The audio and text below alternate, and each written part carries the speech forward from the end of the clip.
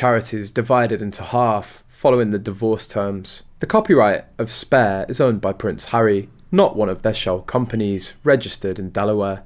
Pekka Publishing was used for the bench copyright. Orinoco was meant to be for Spare. Almost all of their companies have names that reference Meghan. You have to wonder if Meg had been holding onto a notebook with all of her fantasy business names and aspirational titles in it for years. This means that the bench income is to a company, probably owned by both, and the income from it is joint income, whereas Spare is Harry's personal income. This supports the theory that Harry and Meghan are now separated. Harry intentionally allowed the crazy bits to stay in the book, as a way to finally be determined as useless by her, and he'd be able to leave her.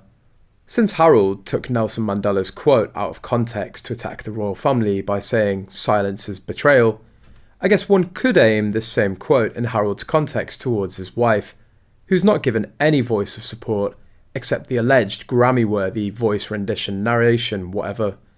And would this have implications for divorce, i.e. she's not had any income but he has, and as such, he'll have to pay spousal support. Yeah, that's all possible and likely. It's worth noting that the people listed in these shell companies are Meghan's people from her Suits days, so normally people could assume that it's joint income. Supporting a marriage is supposed to go both ways, so why isn't Meghan Markle supporting her husband Prince Harry? He's defended it countless times, yet she doesn't have the backbone to show him the same courtesy. Harry has shown his support for his wife's projects and even put out a statement defending her from the evil UK press. But when has she ever done that for him? She's only shown support for the Invictus Games, which has become a laughingstock due to the Sussexes Association. People who want to support the charity don't know whether their money goes directly to the cause or into Harry and Meghan's pockets.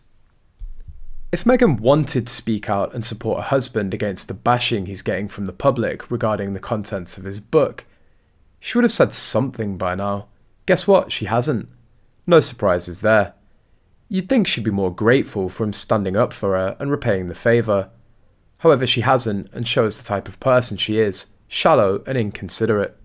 Harry's taken a public beating since the extracts were leaked from the early Spanish release of Spare. While we have no plans to read the actual book, from what we've seen, Meghan doesn't come out of it looking as saintly as her husband wants her to appear. The rumours are still spiralling that Meghan could be releasing a memoir, but could she possibly write that we haven't already heard?